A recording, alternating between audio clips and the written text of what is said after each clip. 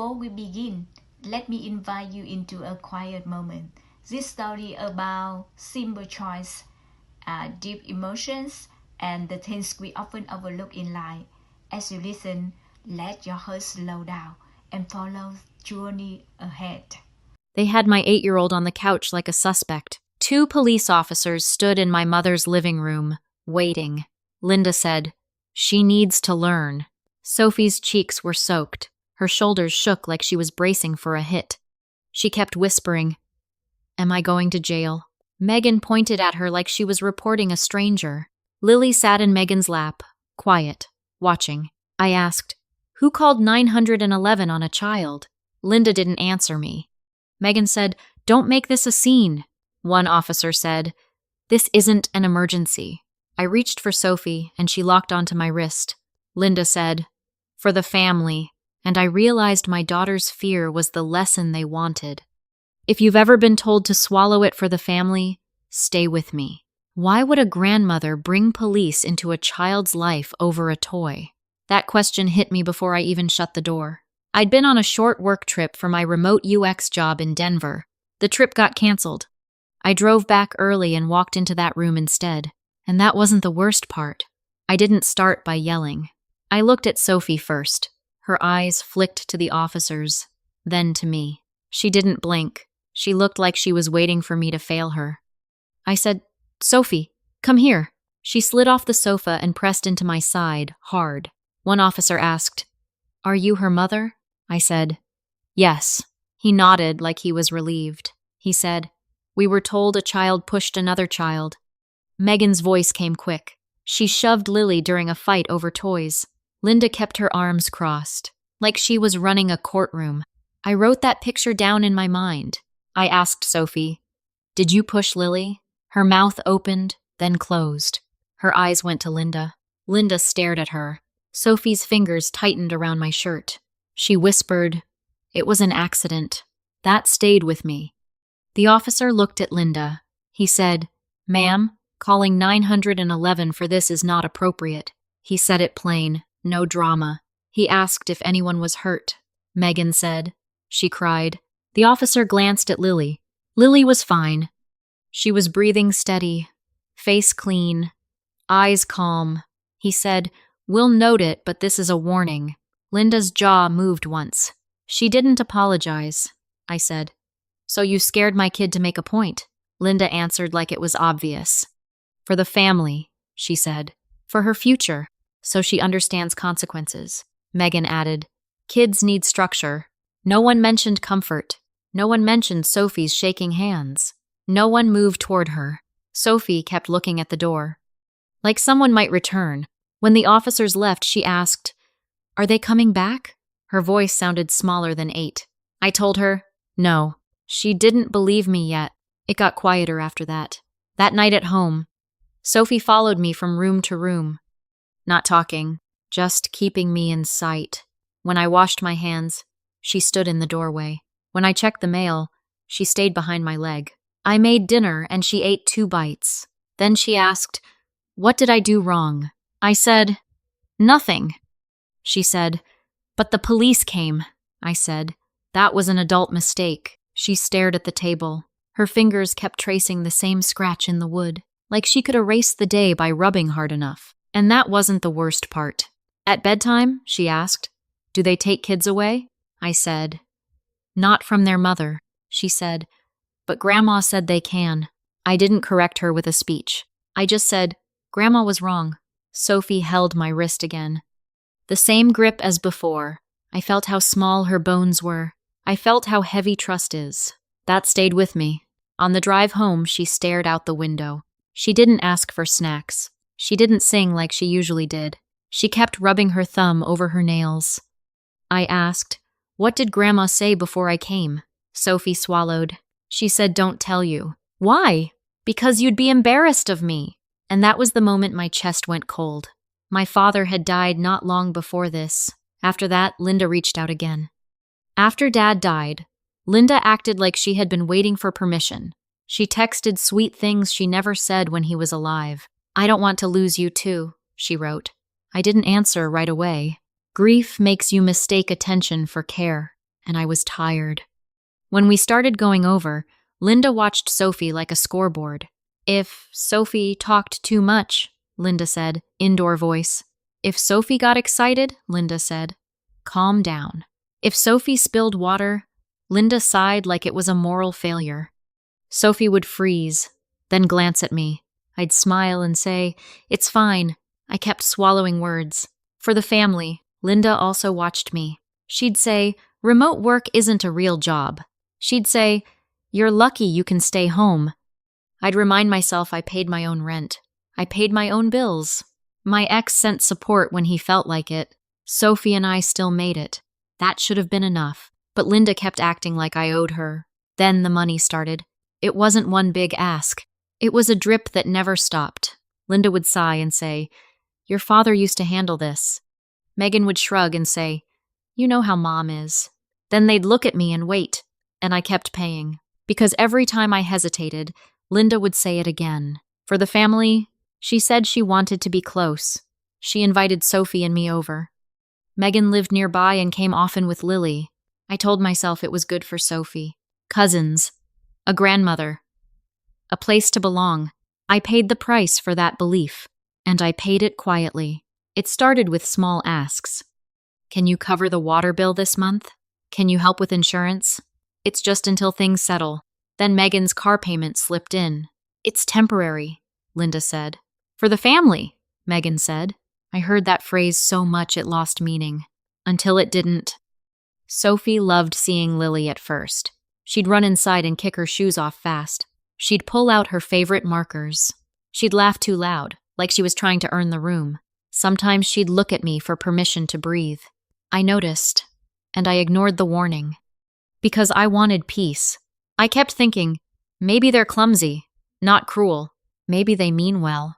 Maybe I'm too sensitive. Tell me honestly, would you have kept paying to keep your child included?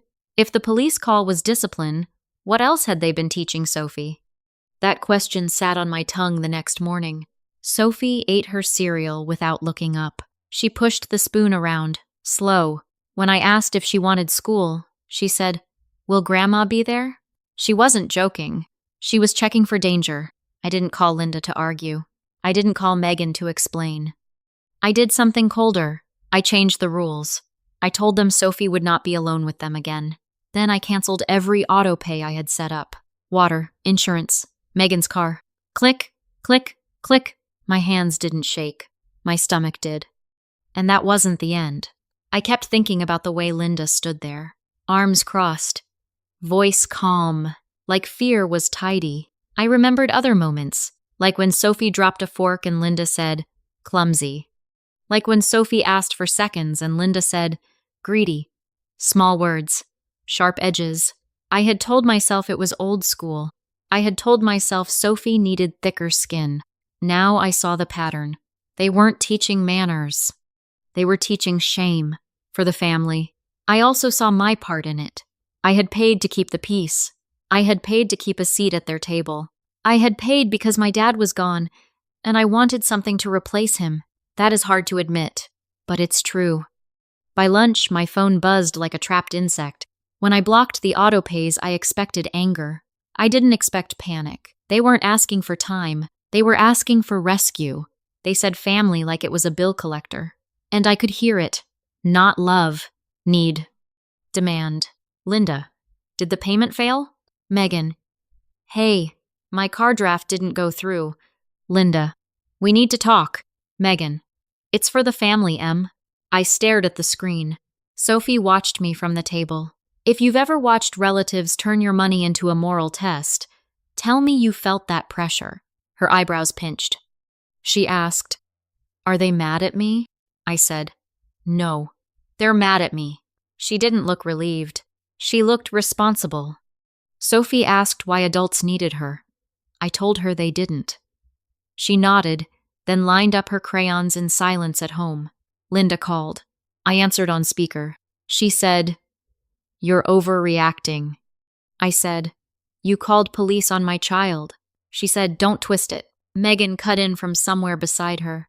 She pushed Lily. I said, then you call me. Linda said, you weren't here. I said, you could have waited. Linda said, "We needed consequences." Her voice stayed steady. That was the most shocking part. Megan texted right after, "You can't just cut us off. Bills don't stop. Lily needs stability." She used her kid like a receipt.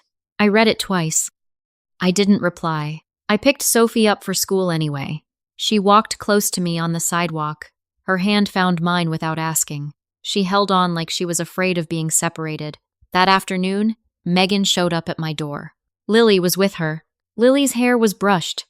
Her backpack was on, like a prop. Megan smiled too wide. She said, "We were in the neighborhood." I said, "No, you weren't." Lily looked at Sophie. Sophie took one step back. Lily didn't move. She just watched. Megan said, "Can we talk inside?" I said, "No." Linda was in the car. I saw her through the windshield. Arms crossed again. Same pose. Same face. For the family. It kept coming back. Megan's voice got soft. "Emily, you know Mom's been through a lot," I said. "My dad died too." She blinked, then recovered. She said, "This isn't about that." I said, "It's exactly about that." I said, "You wanted me back because the money came with me." Megan's smile dropped. Lily shifted her feet. Sophie's grip on my hand tightened. She whispered, "Mom, please." That stayed with me. Linda finally stepped out. She didn't greet Sophie. She looked past her. She said, "You're making us look bad." I said, "You did that yourself." She said, "We had to teach her." I said, "You scared her." Linda said, "For her own good." I said, "My child is not your project." Megan tried one more angle. She pointed to Lily. "Look at her. Do you want Lily to suffer?" She didn't say go without.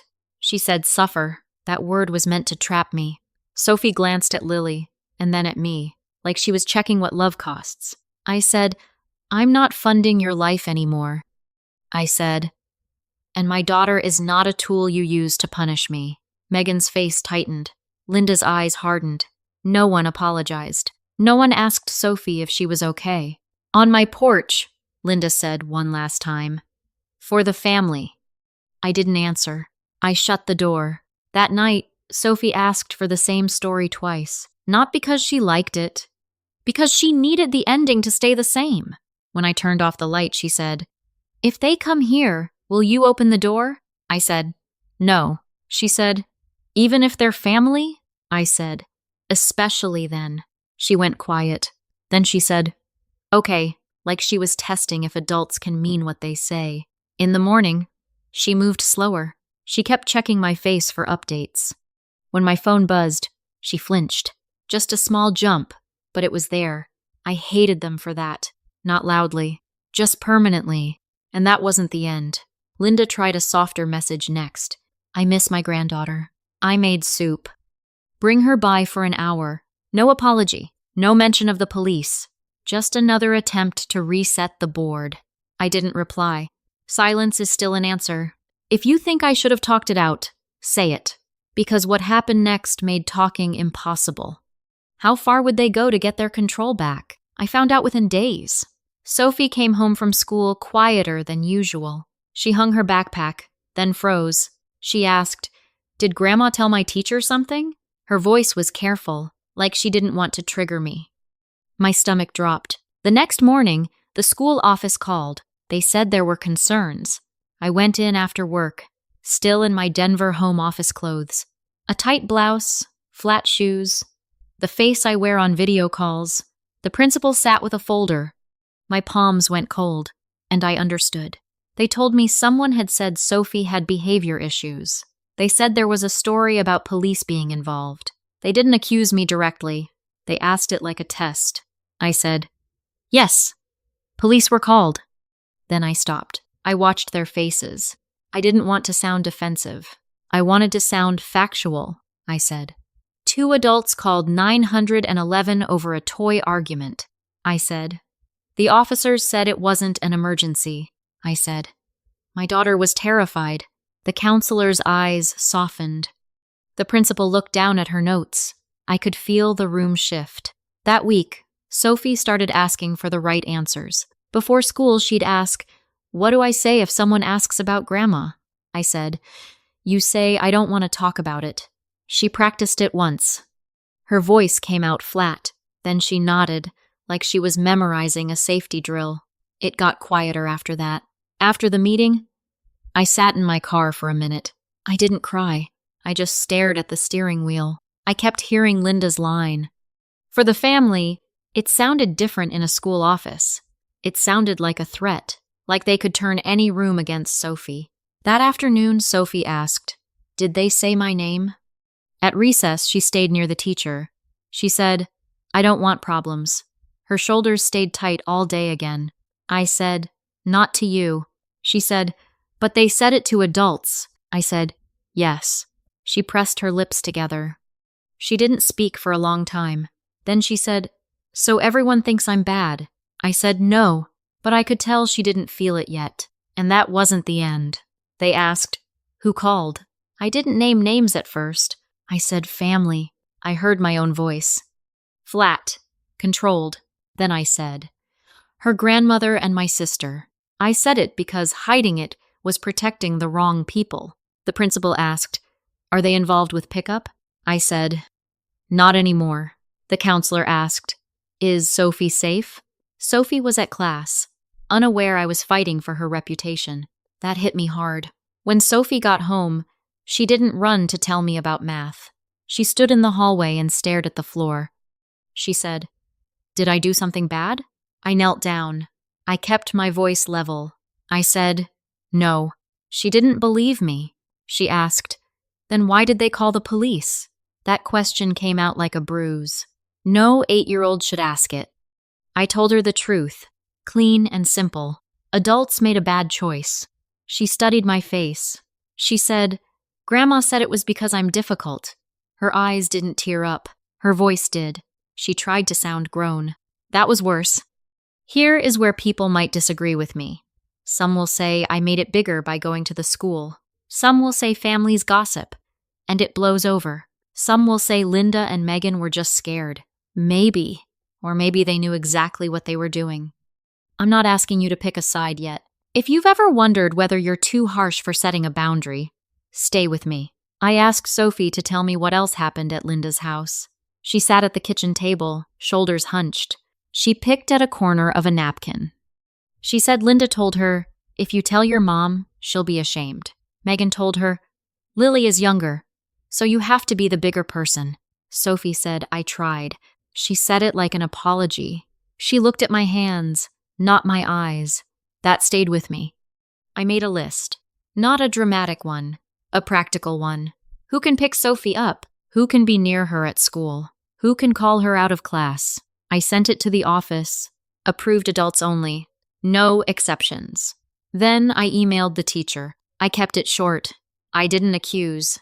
I stated boundaries. Linda texted again that night. "Why is the school calling me?" So she had tried.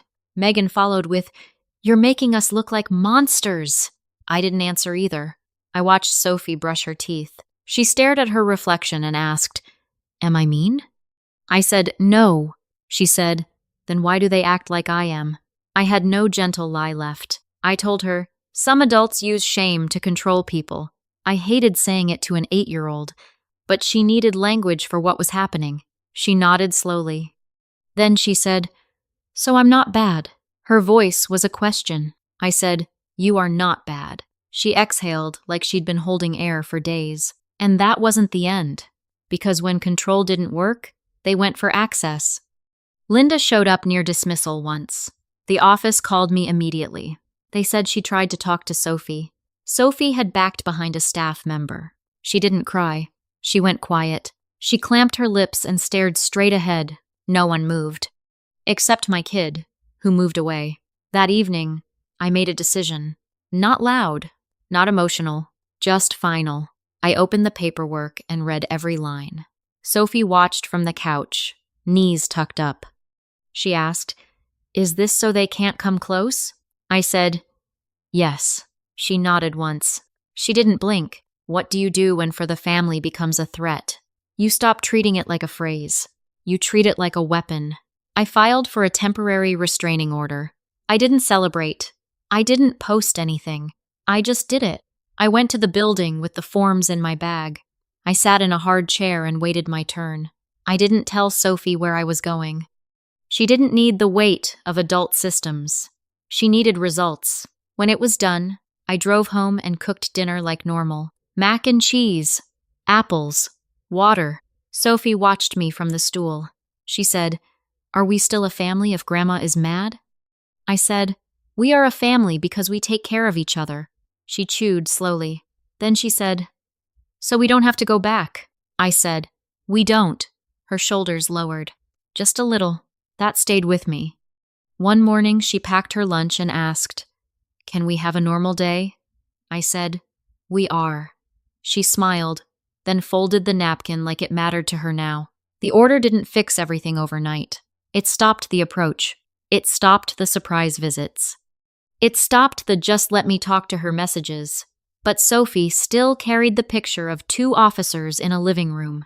Sometimes she'd pause when a doorbell rang on TV. Sometimes she'd ask, "What if they lie again?" I said, "Then I tell the truth again." Same answer, every time. She needed repetition, like medicine. Some nights Sophie still asked, "Was it my fault?" I answered the same way. No. No extra explanation. No long story. Just no, until she could borrow my certainty. That stayed with me. Linda called me after she was served. Her voice sounded injured. "You're doing this to your own mother." I said, "You did this to my child." Megan texted, "You're humiliating us." I said, "You already humiliated Sophie." Then I stopped responding. Silence can be a boundary too. The quiet that followed was new. No guilt bombs. No dramatic apologies. No offers to talk. Just absence. It should have felt sad. It felt safe. Sophie noticed first. After the order, I changed our routines. Different grocery store for a while. Different route to school. Not because I wanted drama, because I wanted Sophie's body to stop bracing. She noticed. She didn't complain. She said, "Are we doing the safe way?" I said, "Yes." She nodded and stared out the window. Her feet swung above the seat. Small, steady movement. That stayed with me. On the second night, she slept without asking if police could come. On the third, she stopped checking the window. She drew at the table and hummed under her breath. She started telling me about Lily again, but cautiously. She said, Lily didn't look happy either. I didn't correct her. I just listened. And that wasn't the worst part, because the worst part was realizing how normal the fear had become. Sophie had been learning to manage adult moods. She'd been learning that affection costs something. She'd been learning that a grown woman's pride matters more than her comfort. I replayed Linda's words. For the family. For her future. For her own good. Same sentence, different mask. A week later, the school sent a note. They confirmed only approved adults could approach Sophie. They thanked me for clarifying. It was polite. It was also proof something had been attempted. That stayed with me. Linda sent one message that tried to sound spiritual. Honor your mother. I stared at it. She never wrote, "Are you okay?" She never wrote, "Is Sophie okay?" Just an order, dressed up as virtue. For the family. Always for the family. Megan tried a different guilt. She wrote, "Mom cries every night." I pictured Linda's crossed arms. I pictured Sophie's shaking hands. I didn't answer. Because my silence was the first thing they couldn't negotiate. Megan tried one last time through guilt. She wrote, "Mom can't pay the water." She wrote, "My car is going to be late." She wrote, "Lily is scared and misses Sophie." Then she added, "You're the one breaking this family." I read it once. Then I deleted it. Here is the second place people argue. Some will say Megan is weak, not malicious. Some will say she's trapped under Linda too. Some will say I punished Lily by cutting contact. Maybe. Or maybe Lily was already being used, like a shield. I refuse to teach my daughter that manipulation deserves a reward. I can't afford that lesson. Sophie asked me, "Are we in trouble?" I said no. She asked, "Will Grandma come to our house?" I said, "She can't." Sophie paused. She said, "Because you said no?" I said, "Because I said no." and because it's written down now." She nodded like she was learning a new rule of physics. One afternoon, we passed a police car in traffic. Sophie's shoulders jumped, just a small flinch. She noticed me noticing. She tried to smile. I said, "You're safe." She said, "I know," but her hand still reached for mine. That stayed with me. Linda tried to send a message through a mutual school rumor again. The office told me someone asked whether Sophie was the police kid. That phrase was so ugly it almost made me laugh. Almost. Instead, I sent one more short email. "Please document any attempted contact. No emotion. No extra words." When I saw Megan in a parking lot weeks later, she looked through me. She didn't wave. She didn't ask about Sophie. She just looked tired. Linda wasn't there. For the first time, Megan didn't have her shield. She got into her car and drove off. If you've ever watched someone choose pride over a child, you know how quiet it is. If you're still here, tell me this. Would you forgive the police call if they hadn't spread the story at school? What does family mean after someone scares your child on purpose? For me, it became simple. If you're the one everyone expects to absorb the damage, listen close. Family is who protects her, not who tests her, not who uses her. So I stayed gone. A few months later, I heard Megan lost her car. Not from her. From the same circle that carried Linda's complaints. Linda told people the system was unfair. She said she was being punished for one mistake. She kept waiting for me to come back as the emergency fund. I didn't. And I didn't announce it. The first time I traveled again, I planned it like a military operation. Not because of fear of strangers. Because of fear of relatives. I chose a sitter I trusted.